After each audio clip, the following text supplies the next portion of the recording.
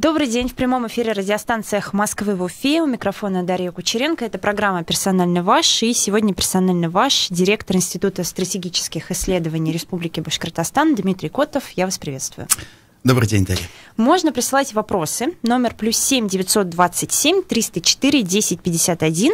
Если у вас есть вопросы экономического, финансового плана, пишите их, не стесняйтесь, я обязательно постараюсь их задать. Я бы хотела поговорить об итогах Башкортостана в 2017 году. Насколько этот год с экономической точки зрения был для нас удачным или, наоборот, он был не очень удачным? Я думаю, этот год стабилизирующий. Нельзя говорить о том, удачный он или неудачный, смотря с чем сравнивать. Если говорить о годах, когда шло падение, там, производства или еще что-то, да, конечно, он удачный. У нас темп просто промышленного производства больше 2%. Другие показатели растут, то есть в принципе растут. Вопрос, почему растут, с этим надо разбираться. Либо это эффект низкой базы, то, что раньше не росло, а сейчас стало расти, либо это просто-напросто приспособление экономики к новым условиям. А за счет чего выросла, вот, не так сказать, успешность Башкортостана в 2017 году? Ну, вот это, наверное, громко говорить, выросла успешность, потому что когда мы говорим про 1-2%, это не успешность, это отсутствие падения в принципе. То есть, когда Китай рос раньше, сейчас уже нет, по 10% в год, да, то есть, очевидно, тому есть какие-то объективные предпосылки. А когда мы говорим о росте в 1-2%, то есть, фактически, колебания около нехорошей отметки. А сколько должен составлять процентов этот рост, чтобы мы сказали, действительно есть какие-то успехи? Минимум 4%. Минимум, да. 4,5 уже лучше. То есть иначе нет. То есть это не тот темп, о котором нужно говорить, что это успех. А что мешало нам развиваться в направлении этом? А ничего не изменилось в республике за год. То есть система распределения в экономике вообще в целом, она ведь осталась точно такой же. То есть все, что было, то и было. Если, ну, не 50, меньше процентов экономики, это нефтянка все-таки в том или ином виде, как бы она ни была, то буквально несколько крупных проектов, успешных нефтянки, они и могут дать этот рост. Объясните тогда тот факт, что инфляция в Башкирии оказалась ниже, чем в целом по России. Я, насколько понимаю, вообще в России низкая инфляция в 2017 году, а в Башкирии еще ниже. Это из-за чего и хорошо ли это? Смотря с какой позиции. Если смотреть с позиции госслужащего, говорить о низкой инфляции, можно хлопать в ладоши и говорить, что это, безусловно, успех. Так и происходит. Так и происходит. А если посмотреть с другой позиции, нужно посмотреть, инфляция возникает когда? Когда, очевидно, спрос превышает предложение, можно поднимать цены, и товары все равно купят. То есть, если объем доходов населения не растет, то, очевидно, те, кто продает товары населению, понимают, что можно купить, население сможет купить только определенный объем товаров, и цены сохраняются на этом уровне, потому что платежеспособность спрос с населения, он не растет, поэтому и нет возможности поднять цены как таковые.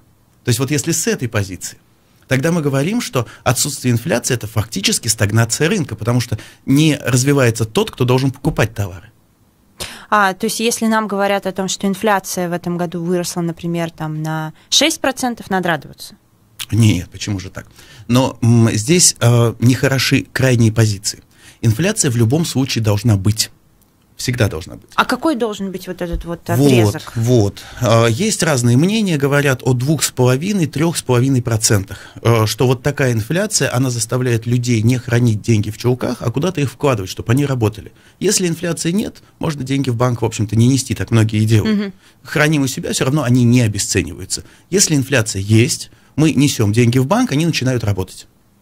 То есть поэтому подстегивание или регулирование инфляции вот на уровне 2,5–3,5% это нормально для рыночной экономики.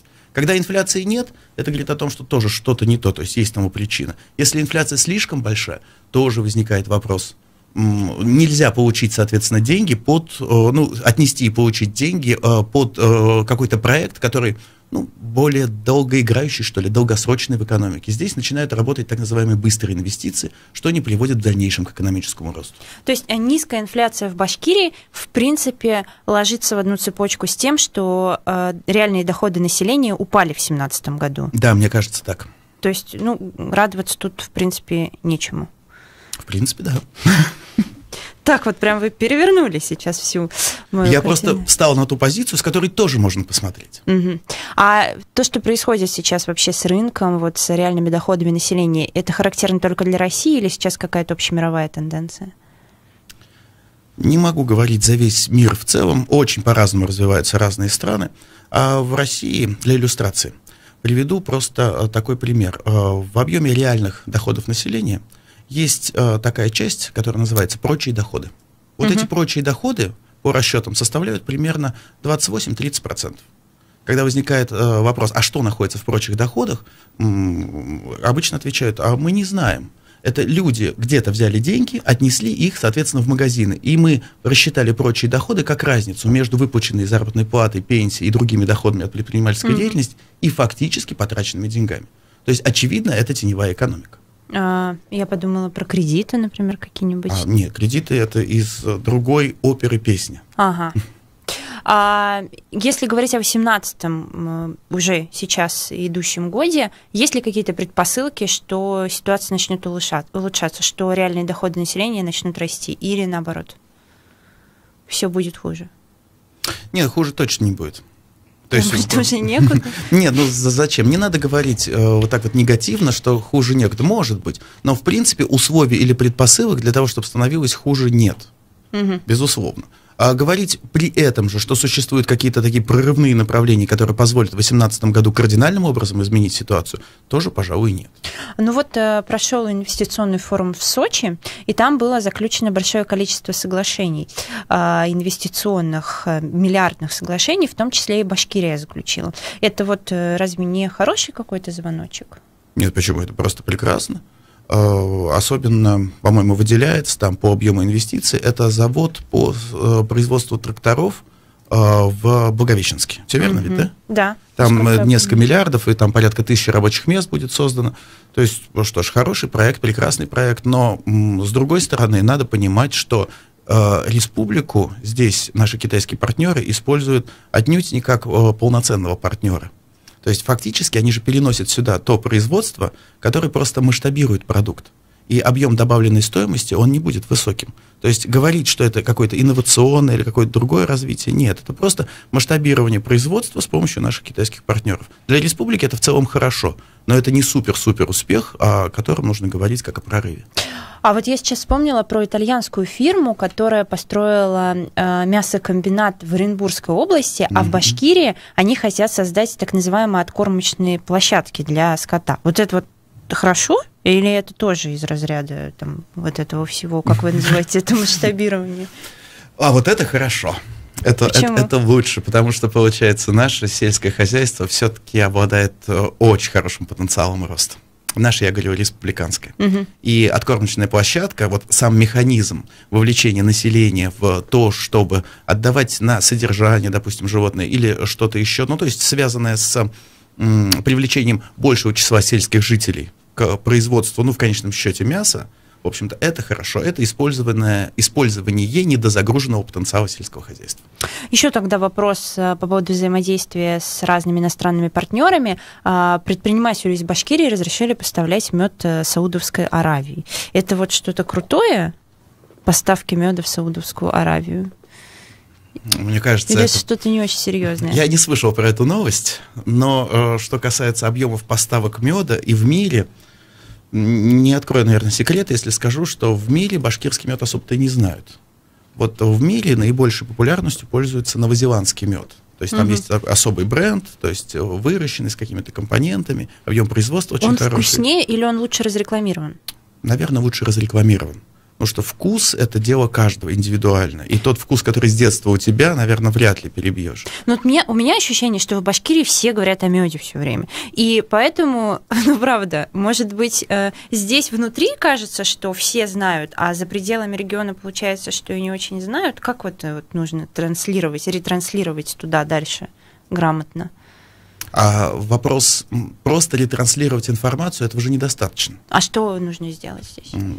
Если говорить о не частных, а промышленных поставках меда, того же самого, то нужно его сначала получать этим промышленным способом. А это значит промышленная пасека. А промышленная пасека – это минимум 2000 маткосемей. А 2000 маткосемей – это уже совсем другой процесс производства. То есть это уже совсем другое обучение пчеловода. То есть здесь целая цепочка, а затем идет упаковка этого меда, потом система доставки этого меда, соответственно, дальше реализация этого меда. То есть товарного меда в Башкирии, не помню точно цифры, могу ошибиться, по-моему, 5000 тонн, официально говорят, фактически производится и продается, в том числе на дорогах, там 10-15 тысяч тонн. Потенциал оценивают по-разному, максимальный потенциал чуть ли там не 500 000 тонн. Но это, если все и вся будет заставлено пасеками, реально следует говорить, наверное, о 40, допустим, тысячах тонн. Но это, кстати, показатель, вот 40 тысяч тонн, это столько меда собирает Украина. Ну то есть, в принципе, нормально. Но я не слышала, чтобы Украину как-то позиционировали как медовую страну. Ну, нет, но, с другой стороны, в 8 раз больше меда производится и продается. Украинский мед, он никто не позиционирует, но... Да, кстати, да, те пчелы, которые у нас в основном медоносят, это карпатские пчелы с Украины. Так, это сейчас опасная уже тема. Это не политкорректно говорить, что у нас здесь в Башкирии пчелы из Украины. Но если серьезно, вот я вспоминаю, недавно было заседание в Курултае, на котором отчитывался глава Россельхознадзора. И он сказал как раз о меде и о проблеме, с которой сталкивается республика, что мед-то мы экспортируем, а его сжигают, например, в Германии из-за того, что там антибиотики находят. И выясняется, что просто нет лаборатории нормальной в Уфе для анализа пчел, их здоровья, для анализа меда. А много ли вот таких препон, с которыми сталкивается бизнес сегодня из-за того, что чего-то нет, каких-то лабораторий, каких-то условий? Почему вы называете это препонами? То есть тот, кто решил посвятить себя и вложить деньги в развитие медового производства, для него это не препон, для него это задача, которую нужно решить. Встать на такую позицию, что пусть государство обеспечит, но для бизнеса это, может быть позицией, но мне кажется, это несколько, не паразитировать, конечно, а, скажем так, использовать, не совсем правильные в нормальных рыночных отношениях возможности. Если говорить о каких-то механизмах соединения частного там и государственного, тогда может быть. Слушайте, помните, когда еще про мед говорили, наверное, полгода назад, о болезни пчел очень много разговоров велось, и что приходится там на анализы отправлять в какие-то другие регионы, а в Башкирии просто нет лабораторий. То есть предприниматели, наверное, рады были бы заплатить за услуги, но просто этого нет. Физически нет места, куда можно отвезти своих там пчел на анализ, например. Может быть и так. Тогда давайте с другой стороны посмотрим на всю эту ситуацию. Вот о чем мы сейчас говорим, это на самом деле тема, которую активно обсуждают. Сейчас готовится, она еще не готова, целая программа, можно даже сказать, стратегия развития пчеловодства в республике. Соответственно, в этой программе определяется, кто какие действия должен совершить, чтобы эта отрасль стала более значимой в экономике. Где-то вышла из тени, где-то увеличился объем производства и так далее, и так далее. И вот вещи, связанные с лабораториями, связанные с производством оборудования, специальных медогонок, какого-то хитрого плана, затем с обучением пасечников. Эти все вопросы там поднимаются. И да, может быть, но получается, что выгоднее конкретному пасечнику сейчас? То есть, если у него заболели пчелы или какая-то семья, для того, чтобы ехать в какую-то лабораторию, проводить исследования, анализы, это определенные затраты. Если он просто с этой семьей расстанется и купит новую пчелиную семью, посадит ее в улей на следующий год, а к нам ввозят то он, очевидно, потратит меньше средств. Поэтому спрос на исследования, он может быть кем-то притянут здесь. И вопрос по поводу антибиотиков в меде. Кто проверяет антибиотики в меде, который продается, допустим, где-то на трассе в банках? Или который отправляется каким-то своим знакомым в Москву и там где-то на ярмарке. А если это поставка в Германию? А если в Германию? Так вот же, сколько говорят о том, что не проходит башкирский мед, потому что не тот антибиотик и не в том количестве. Безусловно. Но это уже получается... Но это же кто-то контролировать должен. Разрешение ведь должно быть выдано на то, чтобы мед вывезли в Европу. Да, безусловно. Здесь возникает целая цепочка участников, целая цепочка, которую кто-то должен специально строить. Но, на мой взгляд, здесь государство просто не должно создавать препонов. Не должно мешать, лучше отстраниться. Да, конечно. Как отстраниться? Отстраниться может и не отстраниться. Есть государственные функции, которые не только республике свойственны, а и России в целом. Допустим, создан Российский экспортный центр, РЭЦ. Вот прямая функция РЭЦ – это, собственно, обеспечивать позиционирование. А обеспечение качества нужного того продукта, который ты продаешь, это предприниматель, безусловно. Или союз предпринимателей, или какая-то ассоциация. Но пытаться на государство навесить все проблемы и вплоть до рынка сбыта, это, извините, не совсем рыночная экономика. То есть предпринимателю и помогают создать производство, и находят для него рынок сбыта. Тогда какой же он предприниматель? Ну, просто много говорят про то, чтобы помочь предпринимателям найти рынок сбыта. Даже создают всевозможные комитеты по взаимодействию там, с иностранными различными площадками. Это все разговоры? Создают, говорят. Мне кажется, это не совсем честная игра просто. То есть где кончается государство, где начинается бизнес. Честно вам скажу. Ну, а кто здесь обманывает? Государство? Или предприниматели, которые требуют что-то от государства? Или все делают вид, что есть такая необходимость, все играют в одну игру? Дарья, заставляете меня сказать, что где же граница между государством и бизнесом? Не объединены ли они где-то вместе? Ну, наверное, где-то объединены. И когда мы говорим вот о каком-то таком бизнесе, где есть и предприниматель, и какие-то государственные органы рядышком, то есть где эта граница, не знаю, возможно, эта граница и нигде, то есть это все вместе. То есть если государство помогает какому-то бизнесмену создавать дополнительные или создает дополнительные условия для того, чтобы, соответственно, он получил там сбыт продукции, то возникает вопрос, а кто конкретно из чиновников заинтересован в этой всей системе? Прямой вопрос, его можно задать. Вот, кстати, про государство и бизнес. Открыла сейчас РБК, они пишут: Минземимущество, двоеточие, доход от 314 МУПов в Башкирии составил 36 миллионов рублей. В правительстве считают, что это весьма скромный результат. Сколько МУПов? 314. И доход 36 миллионов рублей.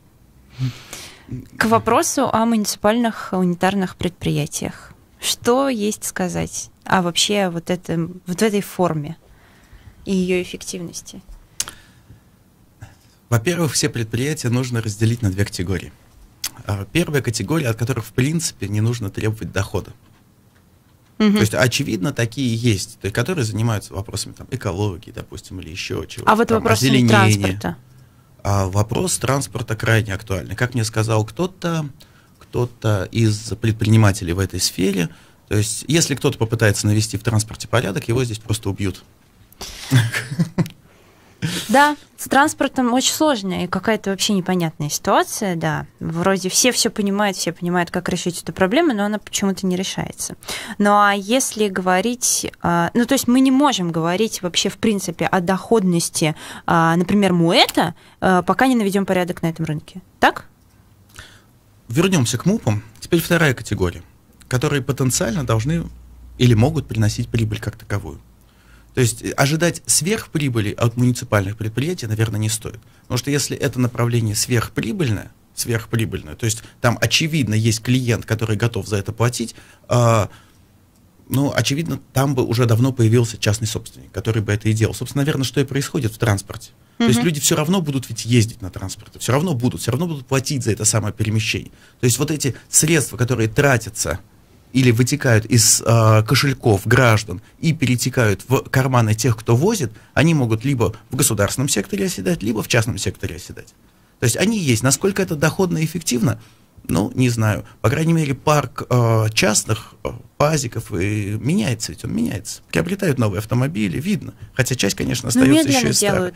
Медленно. Вопрос доходности. Вряд ли здесь считают настоящую доходность. То есть сколько здесь денег белых, сколько здесь денег серых. Опять же, это непонятно. Но возникает опять момент, что этот рынок, наверное, каким-то образом разделен. И самые неэффективные маршруты, они отдаются как раз и государству. То есть, а вопрос регулирования, он здесь вполне ясен. Нужно попробовать нарисовать все с чистого листа, а как бы должно было быть, то есть такую идеальную картинку. А потом, соответственно, в этой идеальной картинке уже расписать функции или изменения тех структур, которые этим занимаются сейчас. Ну, смотрите, я процитирую вице-премьера Евгения Гурьева, который говорит: в предприятиях, предоставляющих услуги, например, ритуальные, парикмахерские или это бани, участие муниципалитетов и государства должно быть сведено к нулю. Считаете ли вы, что это правильно? Учитывая, что у нас есть, например, муниципальное унитарное предприятие, оказывающее ритуальные услуги, допустим. Ну, вряд ли к нулю удастся свести вопрос ритуальных услуг, потому что в конечном счете мы ведь говорим о земле, которая используется для погребения, а земля, она в любом случае находится в ведении муниципалитета, то есть вот для этих целей. Поэтому вопрос, связанный с согласованием, собственно, площади, отводимой для захоронений и так далее, он все равно останется здесь. И, очевидно, будет какой-то механизм доступа к этой самой земле. То есть говорить о каких-то конкурсных здесь механизмах, я не знаю, не совсем готов. Хотя, с другой стороны, тема вечная ведь. Она никуда не денется. Бизнес этот никуда не денется. А то, что касается там бань и парикмахерских? Пожалуй, да. Мы сейчас должны прерваться на московские новости. Я напомню, что это программа «Персонально ваш». В гостях у нас сегодня директор Института стратегических исследований Республики Башкортостан, экономист Дмитрий Котов. Вы можете присылать вопросы. Номер +7 927 304 1051. Вернемся через несколько минут.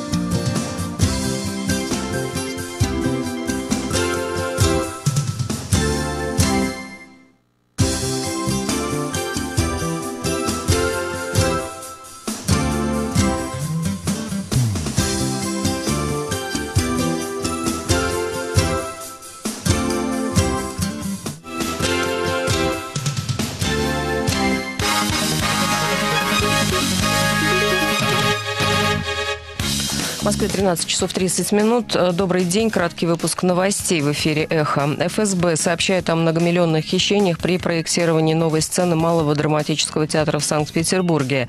Возбуждено уголовное дело по статье «Мошенничество в особо крупном размере». По данным следствия, группа лиц присвоила не менее 45 миллионов рублей, выделенных из федерального бюджета. Несколько фигурантов задержаны. Решается вопрос о мере пресечения. Российские хоккеисты вышли в полуфинал олимпийского турнира. В четвертьфинале соревнований россияне с крупным счетом обыграли сборную Норвегии 6-1. Следующий соперник российской команды – Чехия.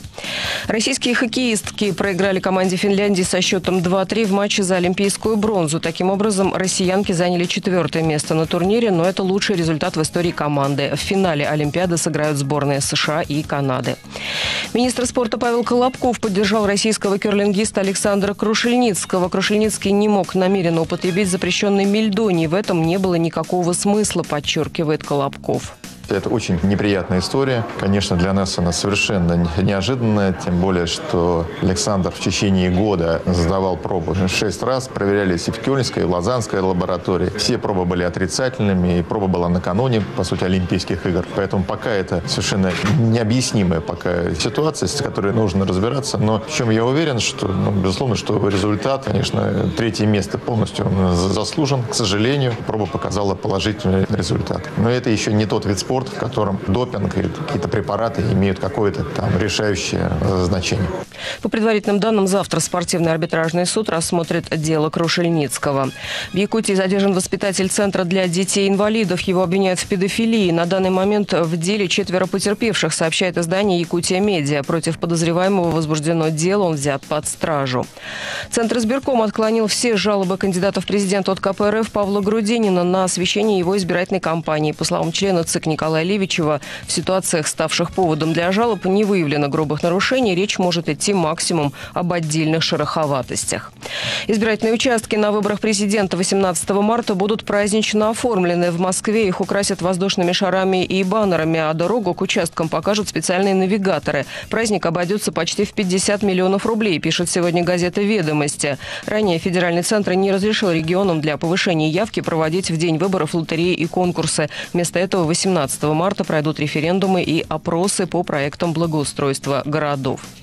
Госдума разрешила Росгвардии обеспечивать охрану высших должностных лиц субъектов федерации и иных лиц. Документ вступит в силу через полгода после подписания президентом. О каких иных лицах речь идет в законопроекте, не уточняется. Список будет утверждать президент. Сейчас глав регионов охраняет Федеральная служба охраны.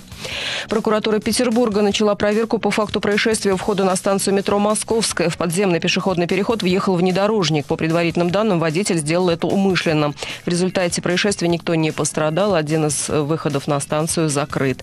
В Москве сегодня облачно с прояснениями, местами небольшой снег и минус 8-10. Ирина Меркулова, служба информации, «Эхо Москвы». Реклама. Афиша исторического парка «Россия. Моя история». Исторический парк «Россия. Моя история» – это масштабный мультимедийный комплекс, в экспозициях которого представлена вся история России от конца первого тысячелетия до современных дней. Более чем тысячелетняя история страны дается здесь панорамно при помощи современных технологий. Это настоящий живой учебник истории России, полюбившийся школьникам и студентам за свою наглядность и увлекательность. Материалы экспозиции рекомендованы Министерством образования и науки Российской Федерации и расположены на площади более 7000 квадратных метров.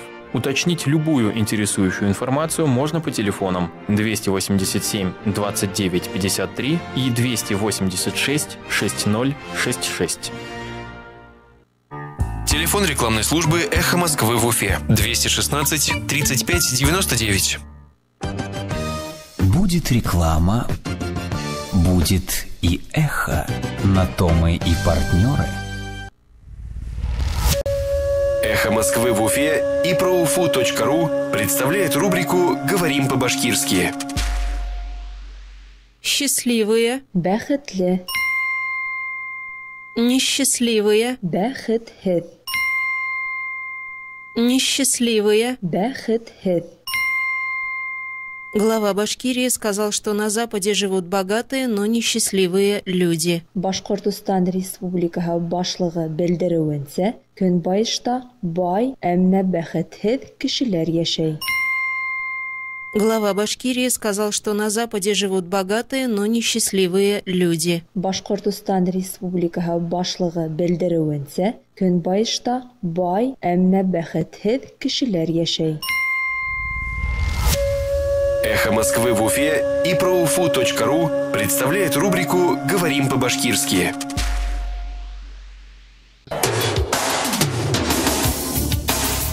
Персонально ваш. Продолжаем прямой эфир на «Эхе Москвы» в Уфе. Меня зовут Дарья Кучеренко. Это программа «Персонально ваша». В гостях у нас сегодня директор Института стратегических исследований Республики Башкортостан Дмитрий Котов. Нас можно смотреть в Фейсбуке и на Ютубе. И можно присылать вопросы по номеру +7 927 304 1051. Вот, кстати, Дмитрий пишет: простите, я, может, не слышал, но как все-таки навести порядок на транспорте? Не знаю, насколько это к вам вопрос, конечно, Дмитрий. Тут скорее к транспортникам, но если есть что сказать, то пожалуйста. Безусловно. Может быть, мое мнение для тех, кто занимается этим много лет, покажется несколько дилетантским, но я здесь все-таки сторонник, честно скажу, жесткой руки. Жесткой руки, что свойственно для России и очень часто работает. То есть какая-то совсем демократическая модель здесь невозможна. То есть на данном этапе просто-напросто взять и закрыть, допустим, тех, кто не соответствует определенным требованиям. Жестко, строго. Транспорта заметно убавится. Люди начнут возмущаться. Пройдет полгода, приведут к требованиям соответствующим и начнут ездить. Пример Казань. Ну да, где все сейчас едут в одинаковых автобусах с единым ценником. Ну, то есть это, безусловно, работает, вы считаете? Работают много механизмов, но если какой механизм здесь и сейчас, пытаться разводить вот эту рыночную демократию, связанную с конкурсами, тендерами, там некоторые условия чего-то, ГАИ, который пытается стоять на дорогах и вроде бы что-то должно наводить, но ничего не меняется. Мне кажется, на данном этапе здесь, для нашей республики, для Уфы в частности, это не тот механизм. А вот требовать с МУЭТа, который занимается трамваями и троллейбусами, окупаемости, это нормально? Или нужно понимать, что это всегда будет предприятие с долгами, и так оно и должно быть? На самом деле не совсем верное мнение. Почему в свое время очень большое развитие получил электротранспорт? Потому что, по сути, по удельной себестоимости, там, на единицу перевезенного человека, это самый дешевый транспорт. Вообще трамвай. Он очень дешевый по сути. Вопрос связан с чем? Почему не пользуются трамваем? Не туда ездит, не в то время ездит, как-то не так перевозит. Удастся ли сейчас взять и переложить трамвайные рельсы в удобные места, в удобное направление? Вряд ли. Скорее всего, этого тоже не произойдет. То есть получается, что по сути дешевый транспорт просто-напросто в данных инфраструктурных условиях уже не может использоваться как раньше. Поэтому Требовать? Нет, не требовать, но при проектировании чего-то нового, новых районов, возможно, или еще чего-то, да, электротранспорт нужно учитывать и рассматривать, безусловно. Хочу к банковской теме перейти. На прошлой неделе была новость про то, что Уралкапиталбанк был лишен лицензии, и вкладчикам банка обещают деньги вернуть. Там агентство по страхованию вкладов уже опубликовало об этом информацию. Сразу начались разговоры, что вот один из 4 региональных банков оказался с отозванной лицензией. Вот что это означает, насколько это плохо? Это какой-то знак, или это, в общем-то, нормально? Знак, что потом будут остальные банки тоже закрываться, мы останемся без банков, а как вообще? Вот что это значит? Это же общероссийская тенденция, наметившаяся уже несколько лет назад на укрупнение банков. На множество мелких банков, которые сейчас действуют в стране, в общем-то, накладываются ограничения разными механизмами, там увеличение объемов капитализации и так далее, что они постепенно с рынка уходят. И, в общем-то, это явление тоже как раз из той же самой серии. Социнвестбанк, помните, был? Он сейчас под процедурой санации находится. Тоже говорили, почему так Республиканский банк, Уралкапиталбанк. Ну да, пройдет еще несколько лет, скорее всего, банков республиканских останется меньше. В Татарстане ситуация с системообразующими банками тоже была, но она была гораздо болезненнее, чем у нас. Конечно, она была громкая. И, в общем-то, Республика Татарстан, правительство, наверное, Республики Татарстан в свое время очень правильно поступало, то есть заведя, скажем так, активы, управление активами как раз на банки, которые являются местными. Республика в свое время это не сделала. И республиканские банки, они не являются системообразующими. Поэтому можно говорить лишь о наблюдении той тенденции, которая проходит в целом по России. То есть, когда маленькие банки закрываются, пройдет 5-10 лет, банков будет меньше, ну, не могу сказать в 2 раза или меньше, но их, безусловно, будет меньше, и они будут укрупняться. Хочу вас попросить прокомментировать 2 высказывания главы республики Рустема Хамитова. Одно из них касается индекса счастья. Очень такая интересная тема. Вчера он на заседании коллегии Министерства семьи, труда и социальной защиты говорил о развитии Запада и развитии России, в частности Башкирии. И вот что он сказал. В последние годы в мире все больше внимания уделяется такому направлению, как счастье. Западное общество, с одной стороны, становится богаче, но, тем не менее, люди в нем счастливее не становятся. Доход западных стран за последние 50 лет вырос в 2 раза, а уровень удовлетворенности жизнью остался тем же. В развитых странах он составляет примерно 30-35%. А наша страна по уровню удовлетворенности жизни населения, или проще индексу счастья, занимает примерно 45-55 места. В последние годы идет достаточно приличный прогресс. Еще 5-7 лет назад мы занимали 70-80 места, а по итогам 2017 года 49 место, опередив, например, Японию. Насколько это какой-то реальный рейтинг, на который стоит обращать внимание? Честно сказать, не стоит обращать внимание на этот рейтинг. Очень сложно говорить, что можно по уровню счастья взять и сравнить человека из одной стороны, с другой стороны, из одного времени, с другим временем. Это очень относительный показатель, очень относительный. И мое мнение такое, что все-таки счастье – это некоторая степень достижения тех ожиданий, которые у человека сложились. То есть он хотел это сделать, и он сделал это. То есть он что ожидал, то и получил. Соответственно, он удовлетворен. А вот разрыв между ожиданиями и фактически достигнутым результатом в твоем жизненном пути, вот он приводит как раз к несчастью. И экономика, и уровень жизни, к счастью, мне кажется, вообще не имеет никакого отношения. Существуют события, которые гораздо сильнее влияют на уровень счастья. То есть это может быть какая-то очень бедная страна, но при этом уровень счастья в этой стране может быть довольно высоким. Или страна может быть успешной с экономической точки зрения, но люди в нем ответят, что они несчастны. Конечно, страна в руинах. 9 мая 1945 года. Кто несчастлив? Если измерить тогда уровень счастья. Конечно, я про это и говорю. Причем здесь экономика? То есть есть события, которые влияют гораздо сильнее, чем просто экономика. Ну, то есть сопоставлять вместе вопрос обеспеченности населения и счастья, в принципе, неправильно. В одном предложении говорить. Вот они богатые, но зато несчастные. Вот не хочу делать из себя судью, чтобы говорить, что правильно делать, а что неправильно делать. Да, говорить можно. О индексе счастья вообще можно рассуждать годами и веками. То есть от того, что мы будем об этом рассуждать, будет ли конкретный человек себя чувствовать счастливее, или, не дай бог, будет система государственных мероприятий, которые должны быть направлены на повышение индекса счастья у конкретных людей. И, собственно, этот индекс будет рисоваться Министерство кем-то. счастья. Вот. Да, я вспоминаю Министерство правды. Министерство помните? любви. Министерство любви. Вот. Вот, кстати, вы же один из авторов стратегии развития республики до 30-го года. Да. Там вообще вот о счастье как-то говорится, может быть, не напрямую, а вот косвенно. Закладываются ли какие-то, так не сказать, параметры, по которым человек должен стать удовлетворенным и счастливым? Вы знаете, вы угадываете. Когда только начинали говорить про цели стратегии, думали, собственно... Много же было размышлений, собственно, а что заложить в основу, там, какие-то экономические показатели или вот человек, а какой он человек, счастливый, там, несчастливый человек. И вот как раз этот показатель, некоторый индекс счастья, его обсуждали. Но когда, собственно, изучили, из чего складывается счастье, и можно ли им измерять, от этого, собственно, отошли.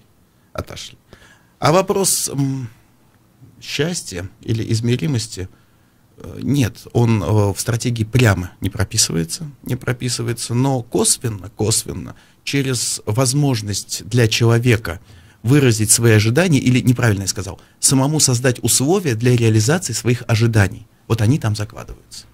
А когда говорят о рейтинге качества жизни, например, в каком-то регионе, это из каких критериев складываются? Вот подобные рейтинги, они каким образом проверяются? То есть доступность чего-то, уровень доходов или что? А там много чего. То есть этих рейтингов, во-первых, сейчас много. Много. Да, есть такой показатель. Вот, про качество не помню полностью его составляющие. Это уровень цен, это доступность и наличие на территории определенных объектов. Это, соответственно, возможность получения услуг в нужном количестве. Ну и, соответственно, отсюда возникает вот этот самый комфорт или качество. Но, опять же, это несколько условно. Вообще я против рейтингов, честно скажу. Почему? Я думала, что это, в общем, такие вещи, которые помогают, например, людям наверху, допустим, в Кремле, понять, а что происходит в разных регионах. Страна-то большая, как измерить, где хорошо, где плохо? Наверное, не совсем так. Существуют показатели, по которым измеряют эффективность деятельности губернаторов. То есть эти показатели меняются периодически. Одно время там было 14 показателей, потом 12, сейчас увеличили более чем за 20 показателей. И людям наверху, как вы сказали, то есть в Москве, можно, соответственно, ранжировать губернаторов и тем самым либо стимулировать, либо дестимулировать их какой-то деятельности. Наверное, так. Ну, то есть все вот эти рейтинги там по транспорту, по туризму, по привлекательности городов, их много, их очень много. Они вообще нужны для чего? Для того, чтобы в СМИ написали, что там Уфа отстала от Казани на 5 строчек в таком-то вот рейтинге, например. Так получается? Получается так. Представьте, Дарья, что сидим мы с вами и задумываем новый бизнес. И думаем, чем же мы будем с вами заниматься. В общем-то, все ниши заняты. И тут есть у нас с вами предложение. А давайте придумаем новый рейтинг, обратимся в министерство, которое этот рейтинг введет, и организуем консалтинговую службу, которая будет консультировать города и регионы, как в этом рейтинге хорошо выглядеть. Насколько востребован наш бизнес будет? Востребован? Все зависит от того нормативного правового акта, которым он будет поддерживаться. Если этот рейтинг появится хоть где-то, где оценивается более-менее значимая деятельность там, региона, города или еще чего-то, конечно, будет востребован, безусловно. И будут востребованы наши услуги по консультированию. Отличный бизнес. Да, это к вопросу о том, насколько честно города и регионы занимают места в рейтингах, потому что очень часто оказывается, что никто не знает людей, например, в экспертном совете этого рейтинга. Были случаи, когда люди числятся в этом в списке экспертов, но они конкретно не принимали участие в этом конкретном исследовании, и это даже какие-то скандалы вызывает. Второе высказывание Хамитова Рустема Закиевича, которое хочу просить вас прокомментировать, это ситуация с семьями. Он сказал, что большинству семей нужны не льготы и пособия, а институты социального развития, чтобы люди были вовлечены в экономические процессы, общественную жизнь, чувствовали свою востребованность, могли приносить пользу. Он отметил, что об этом говорилось на Российском инвестиционном форуме в Сочи, который недавно завершился.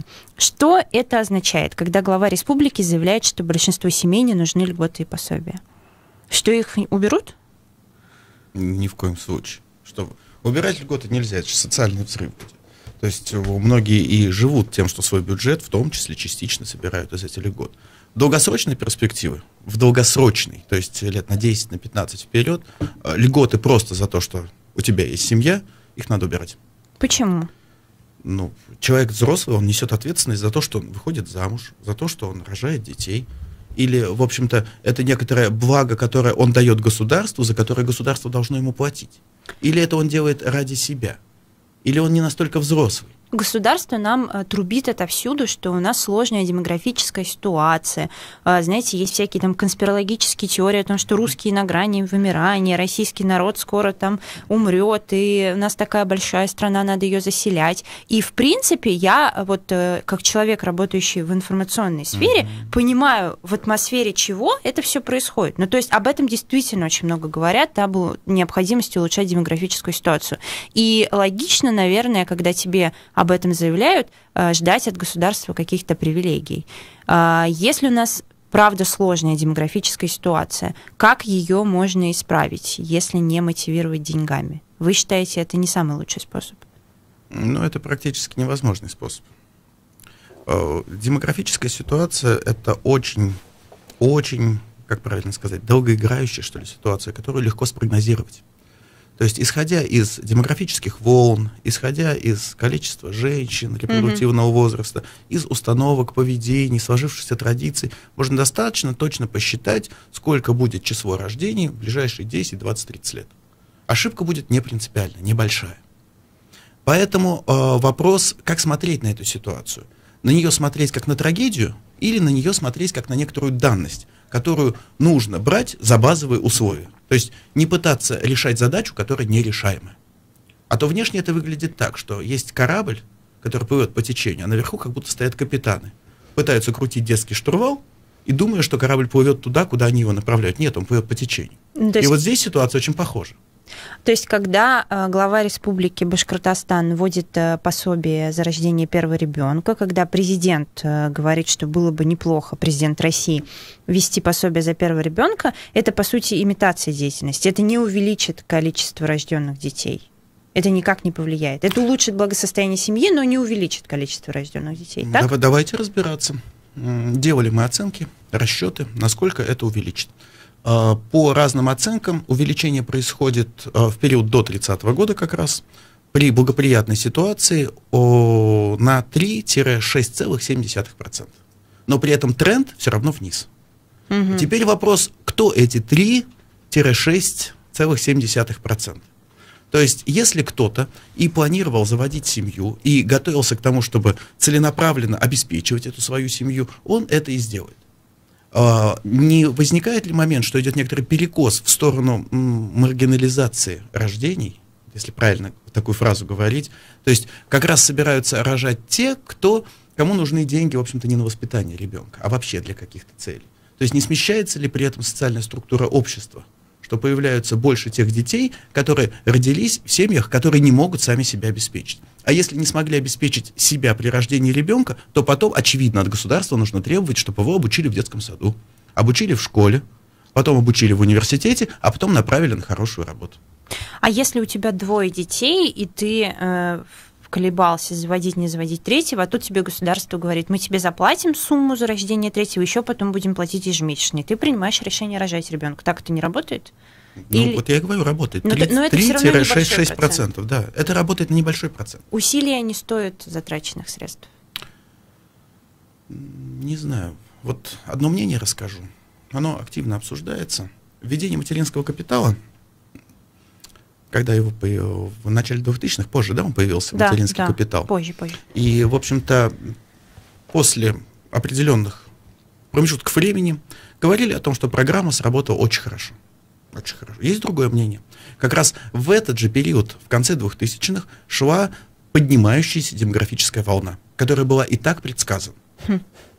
Поэтому вопрос, это использовали в качестве некоторого такого инструмента показательно-эффективной деятельности, что вот государственные деньги работают, или это на самом деле сработало? Вопрос остается открытым, потому что сравнить не с чем.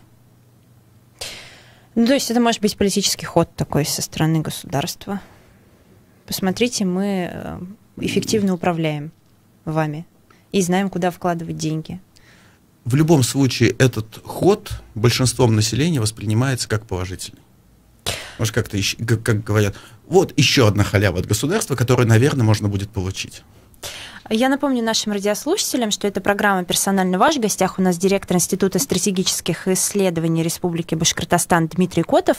Если у вас есть вопросы, пишите их на номер +7 927 304 1051. Не забывайте подписываться. Ну, еще одна тема, которую я хочу поднять, это тема образования, тема науки. Вы, как человек, работающий в институте, возглавляющий институт, скажите, пожалуйста, насколько у нас сегодня ситуация с доступностью образования, ситуация с готовностью государства помогать молодым, успешным людям, она как бы хороша. Вот мы говорили с вашим коллегой Рустемом Махуновым, проректором по стратегическому развитию, и он очень долго вот как раз говорил на эту тему, и, в принципе, насколько я поняла его, в День науки мы встречались в этой студии, он довольно критически настроен, да, к тому, что сегодня происходит, что, в общем-то, к сожалению, не так много ресурсов и не так много возможностей для тех, кто остается в Башкирии, например, и хочет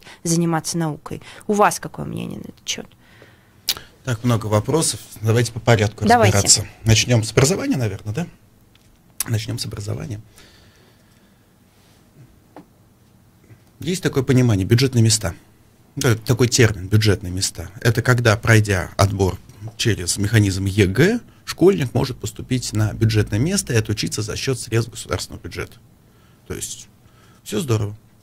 Но так как рынок сейчас, точнее образование рассматривается как рынок, возникает между вузами эта же самая борьба за бюджетные места.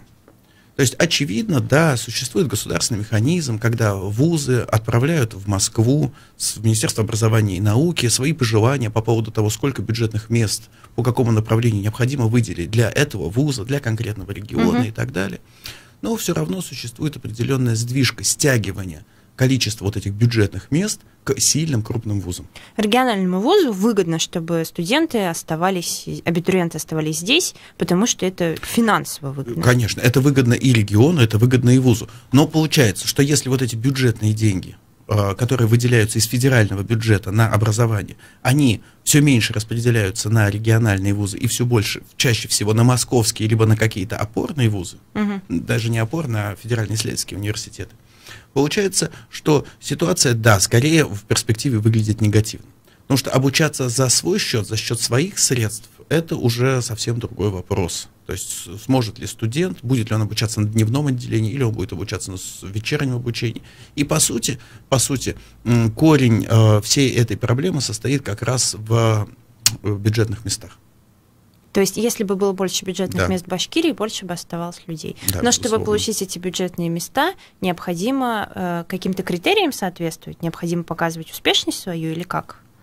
Ну, и успешность свою, безусловно, показывать, и, с другой стороны, нужно, на мой взгляд, здесь несколько изменить систему приоритетов. То есть вузы вместе с Министерством образования, сейчас есть много попыток, сейчас же много конкурсов проводится федеральных и прочее, должны обосновывать свою реальную роль в экономике регионов или в экономике отраслей в целом.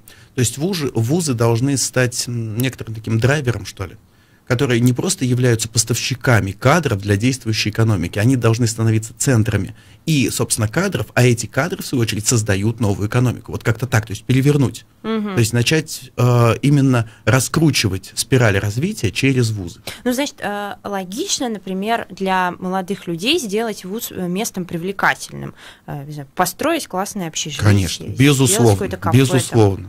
То есть вот эти студенческие годы, там 4-6 лет, которые проводятся, они запоминаются всеми на всю жизнь. И поэтому вот эта среда, в которой ты вырос, она фактически тебя формирует даже, наверное, больше, нежели те знания, которые тебе дали на занятиях преподаватели. То есть та среда, в которой ты жил, как ты видел развиваются другие, кто реализовал свои возможности, в каком общежитии ты жил, к каким, собственно, социально-бытовым условиям ты привык, то есть это ты будешь нести дальше на протяжении своей жизни. Но если это все не так уж сложно, вот мы сидим это с вами в студии и обсуждаем так спокойно, почему же этого не происходит? Ну почему же не сложно? Это сложно, это же большие деньги. И вопрос, а чьи это деньги? И это деньги неокупаемые. То есть быстро неокупаемы. Сказать, что сейчас можно откуда-то несколько миллиардов рублей просто взять и потратить там на строительство общежитий, создание городков, среды и прочее, инвестор это не сделает, эти деньги быстро не вернутся.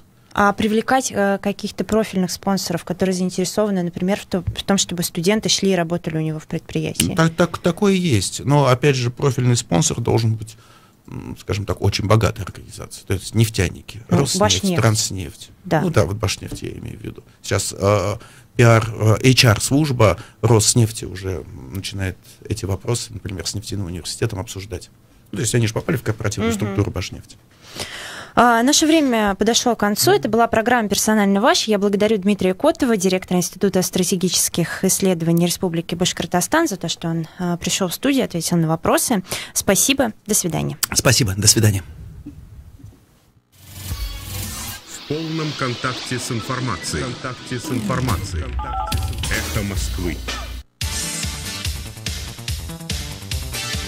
Эхо Москвы.